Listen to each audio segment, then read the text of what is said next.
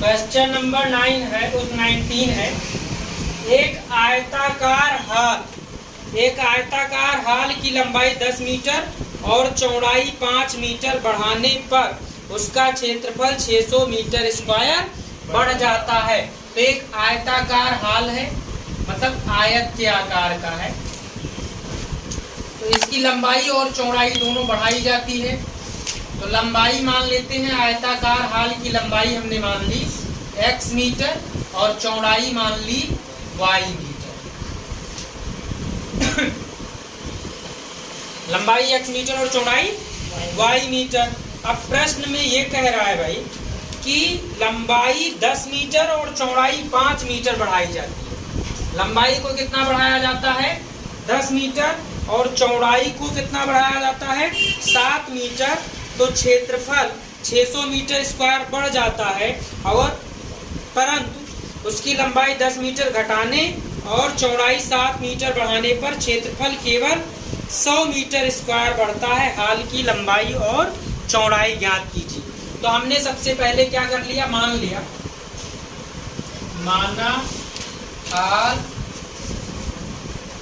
माना हाल की लंबाई, हमने मान लिया हाल की लंबाई बराबर x मीटर तथा हाल की चौड़ाई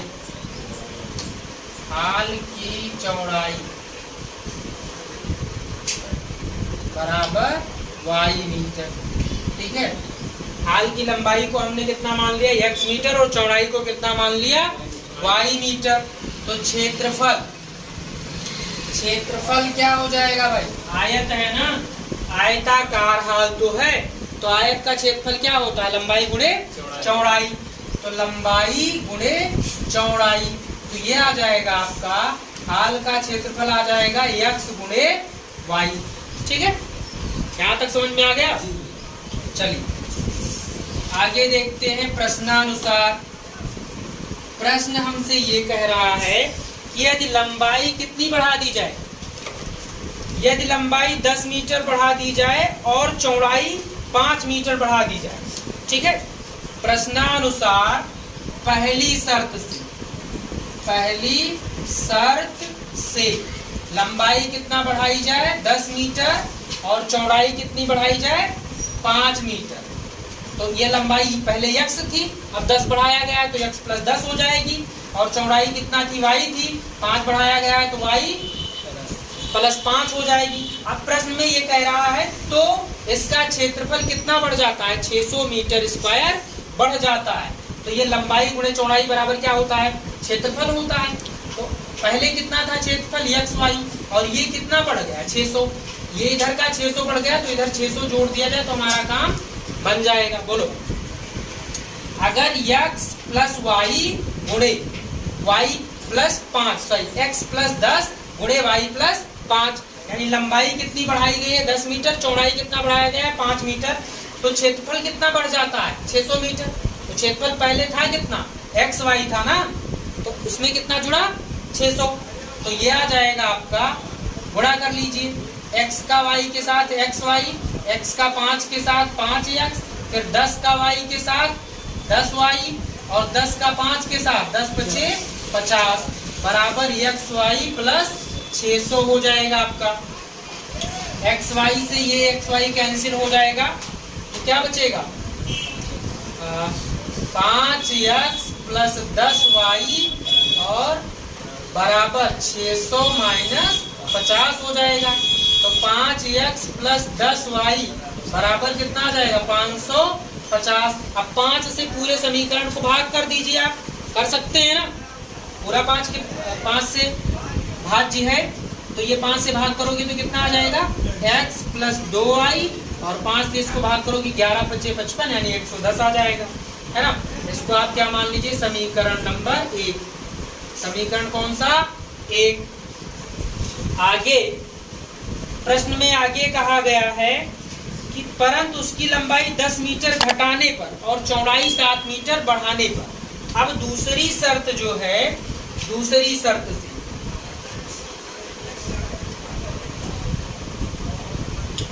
तो दूसरी शर्त से मैं यहाँ लिख रहा हूँ दूसरी शर्त से। दूसरी शर्त में ये कहा गया है कि लंबाई कै मीटर घटाई गई है, 10 मीटर।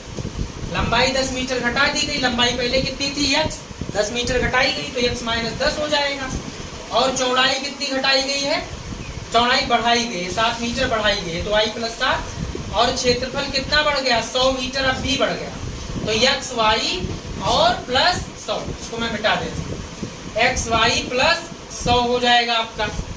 ठीक है, इसको सॉल्व कर लेंगे, गुणा कर लेंगे इसका। देखिए भाई गुणा कैसे करते हैं, x का गुणा y के साथ x y हो जाएगा और x का गुणा 7 के साथ कितना हो जाएगा 7x, और फिर माइनस 10 का y के साथ माइनस 10y, और माइनस माइनस का गुणा प्लस होता है, 10 सते सॉरी माइनस प्लस है ना, तो माइनस प्लस का गुणा माइनस हो जाएगा आपका, है ना, और 10 सते 70 और बराबर एक्स वाई प्लस 100 हो जाएगा। ये तो कैंसिल हो जाएगा, एक्स वाई दोनों तरफ है, ये बचेगा आपका 7x और प्लस सॉरी माइनस 10y, और इधर जाएगा 100 प्लस 70, बोलो 100 प्लस 70 हो जाएगा तो 7x माइनस 10y बराबर कितना आ जाएगा 170। समीकरण नंबर 2। क्या किया जाए यहाँ, विलोपन या प्रतिस्थापन, विलोपन, चलिए विलोपन ही कर लेते हैं इसमें हम लोग। तो x प्लस 2y बराबर 110 है और यहाँ 7x माइनस 10y बराबर 170 है। देखिए चाहे y का विलोपन आप कर लीजिए चाहे x, y का ही करिए, आसान रहेगा। इसको केवल 5 से गुणा कर दीजिए समीकरण 1 को, 5 दूनी 10 हो जाएगा ना। y का गुणांक यहाँ 10 है और यहाँ 2 है तो 10 बनाना है 2 को, तो 5 से गुणा कर दिया जाए, 2 पंचे 10 हो जाएगा, है ना। तो यह आ जाएगा आपका भाई समीकरण 1 गुणे 5 प्लस 2 से, 1 में 5 से गुणा करके 2 को जोड़ने पर आप ऐसा भी लिख सकते हैं। तो 1 का 5 से गुणा किया जाएगा तो कितना है 5x और प्लस 10y और बराबर, ये काटना ही नहीं था है ना, 550। फिर से जब वही करना पड़ा तो यहाँ 5 से भाग करने कोई मतलब ही नहीं निकला। चलो ठीक है, 7x माइनस 10y बराबर 170। तो ये जोड़ने पर ये दोनों कट जाएगा और ये कितना हो जाएगा 7 5 12x, 12x बराबर कितना 0 और 7 5 12 का 2, ये आ जाएगा आपका 720। तो x बराबर आ जाएगा 720 बटा 12, 12 6 72 60। तो x बराबर कितना आ जाएगा 60 और x का मान किसी समीकरण में रख देते हैं, समीकरण 1 में रख देते हैं। यहाँ पर x का मान समीकरण 1 में प्रतिस्थापित करने पर, यहाँ पर हम x का मान प्रतिस्थापित करेंगे तो क्या है हमारा समीकरण 1, x प्लस 2y बराबर 110 है, x का मान कितना 60 प्लस 2y बराबर 110, तो 2y बराबर हो जाएगा 110 माइनस 60, तो 2y बराबर कितना आ जाएगा 6 5 11 50, तो y बराबर कितना हो जाएगा 50 बटा 2 यानी 25 आ जाएगा आपका। तो y बराबर हो गया 25। तो इसका मतलब क्या हुआ, आयताकार हाल की लंबाई कितनी है, अतः लास्ट में लिख देंगे आप, अतः आयताकार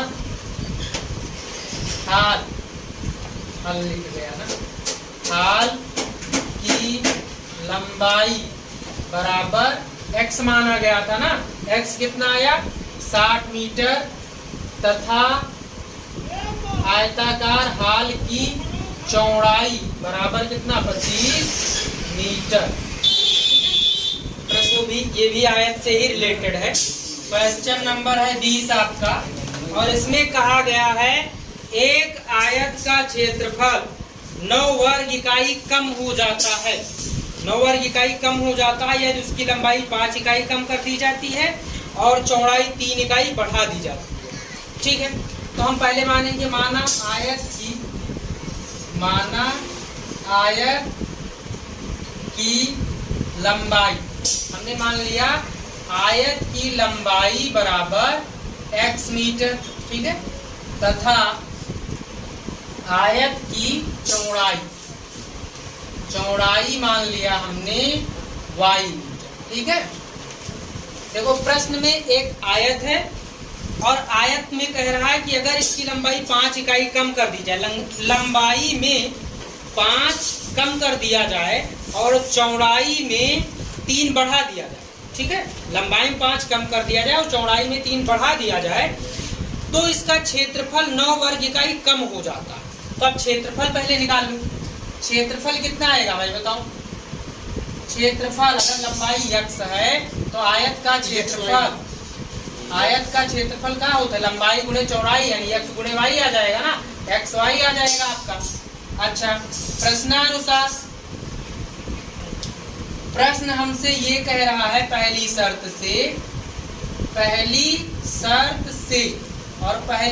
में प्रश्न ये कह रहा है कि अगर लंबाई में 5 इकाई, लंबाई में कितना कम कर दिया जाए? 5 इकाई।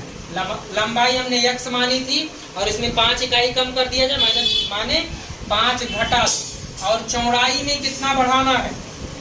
चौड़ाई में 3 इकाई बढ़ा दिया जाए, तो क्षेत्रफल कितना आ जाएगा? दोनों का क्षेत्रफल पहले वाले क्षेत्रफल से 6 वर्ग इकाई कम हो जाता है, यानी 6 कम कर दो। अब जैसे पिछली बार किया था वैसे यहाँ भी हल कर लेंगे।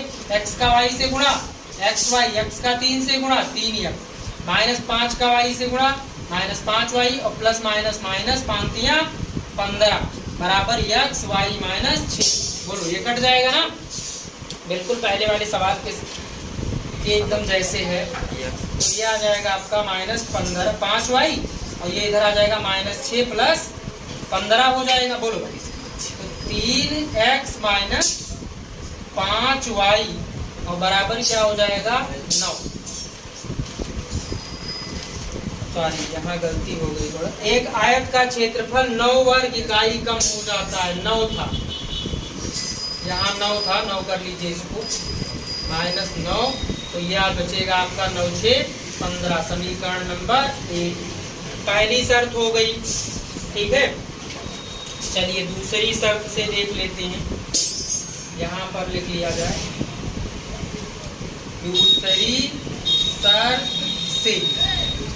दूसरी शर्त क्या है? कह रहा यदि हम लंबाई 3 इकाई और चौड़ाई, लंबाई को 3 इकाई और चौड़ाई को 2 इकाई बढ़ा दे, मतलब दोनों में बढ़ाना है। लंबाई में 2 इकाई और चौड़ाई में कितना बढ़ाना है? 3 इकाई, y + 3। यदि हम लंबाई में 3 इकाई, लंबाई को 3 इकाई और चौड़ाई को 2 इकाई बढ़ा दें, दोनों में बढ़ा दें, तो क्षेत्रफल 67 वर्ग इकाई बढ़ जाता है।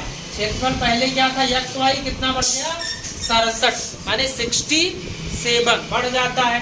तो अब इसको सॉल्व कर लेते हैं। x का y के साथ गुणा xy, x का 2 के साथ गुणा 2x, 3 का y के साथ गुणा 3y प्लस 3 का 2 के साथ गुणा 6 और बराबर xy + 67। xy से xy निपट जाए, है ना। अब 2x + 3y बराबर क्या हो जाएगा? 67 - 6। 2x + 3y बराबर 61, है ना, ये आ जाएगा आपका। चलिए देखो कुछ कट रहा है, नहीं हो रहा है विलोपन, थोड़ा तिकड़म लगाना पड़ेगा। चलो भाई देख लिया जाए। यहाँ पर क्या है? 5y और यहाँ क्या है? 3y। तो समीकरण 1 को 3 से, इसका y का गुणांक कितना है? 3, तो इसको 3 से गुणा कर दो, और y का गुणांक यहाँ पर कितना है? 2, 1 में 5, तो इसको 5 से गुणा कर दो। तो क्या करेंगे हम? समीकरण 1 को किससे गुणा करेंगे? 3 से, और प्लस जोड़ देंगे 2 को किससे गुणा करके? 5 से। चलो भाई गुणा कर लेते हैं। तो इसको किससे गुणा करना है? 1 को 3 से और 2 को किससे? 5 से। तो ये हो जाएगा गुणा आपका 3 × 3 9x और -3 बचे 15y और बराबर 6 × 18 हो जाएगा। इधर 5 से गुणा करना है, 5 का 2x से गुणा 5 दूनी 10x और फिर 5 का 3 से गुणा 5 तियां 15y और बराबर ये 5 से गुणा करेंगे 61 का, तो 6 पंचे 30 और 1 पंचे 5 यानी 305 आ जाएगा। तो ये हो जाएगा आपका, सॉरी ये प्लस में था, ये कैंसिल हो जाएगा और 10 9 19 x बराबर 8 5 13 323 आ जाएगा। x बराबर 323 बटा 19, तो 19 एकन्नम 19 और कितना बचे 19 और 13 133, 19 सत्ते 133 होता है ना, 19 सत्ते यानी आ जाएगा आपका x बराबर 17। x का मान कितना आ गया 17। अब x का मान उठा के किस में रख देंगे समीकरण 1 में, तो x बराबर 17 समीकरण 1 में प्रतिस्थापित करने पर जब प्रतिस्थापित करेंगे तो क्या है समीकरण 1 3x माइनस 5y बराबर 6, x के मान 17, 3 गुणे 17 माइनस 5y बराबर 6 हो जाएगा, है ना। और 17 51 माइनस 5y बराबर 6, ठीक, तो माइनस 5y बराबर हो जाएगा 6 माइनस 51, तो माइनस 5y बराबर माइनस कितना बचेगा 45, माइनस का 45 माइनस से माइनस कैंसिल 5 9 45, y बराबर कितना आ गया 9। तो अतः आयत की लंबाई कितनी हो जाएगी, आप लिख लीजिए आप, लंबाई कितना आ गया 17 मीटर, मीटर में यहाँ दिया नहीं था, ये मीटर आप हटा, ये 17 आ जाएगा और ये कितना आया y 9 आ गया। तो सवाल नंबर 21 है, बढ़िया सवाल है। एक मित्र दूसरे मित्र से कहता है यदि मुझे 100 दे दो तो मैं आपसे 2 गुना धनी बन जाऊंगा। दूसरा उत्तर देता है यदि आप मुझे 10 दे दें तो मैं आपसे 6 गुना धनी बन जाऊंगा। बताइए कि उनकी क्रमशः क्या संपत्तियां हैं। चलिए देखते हैं। माना 21 नंबर सवाल है, इसका हल हम लोग कर रहे हैं। तो मान लेते हैं, माना पहले मित्र की संपत्ति बराबर x, ठीक है, तथा दूसरे मित्र की संपत्ति बराबर y। अब प्रश्नानुसार पहली शर्त से, अब पहली शर्त क्या है कि एक मित्र कह रहा है, एक मित्र दूसरे से कहता है यदि मुझे 100 दे दो, ठीक है, यदि मुझे 100 दे दो तो मैं आपसे 2 गुना धनी बन जाऊंगा। ये x कह रहा है y से कि अगर तुम मुझे 100 दे दो, x को अगर 100 दे रहा है कौन y वाला, तो उसमें 100 की कमी हो रही है ना, उसकी जो संपत्ति है उसमें से 100 कम हो जाएगा और ये इसका दुगुना धनी हो गया। माने इसके पास 200 और इसके पास 100, ऐसा समझो, ठीक है। तो दोनों को बराबर करने के लिए इसमें क्या कर देंगे 2 से गुणा कर देंगे, ठीक है। अब इसको हल कर लेते हैं। x प्लस 100 बराबर 2y माइनस 200, इसको इधर ले आएंगे, x माइनस 2y बराबर माइनस 200 और माइनस 100, तो x माइनस 2y बराबर कितना माइनस 300 हो जाएगा। इसको मान लेंगे समीकरण नंबर 1। अब दूसरी शर्त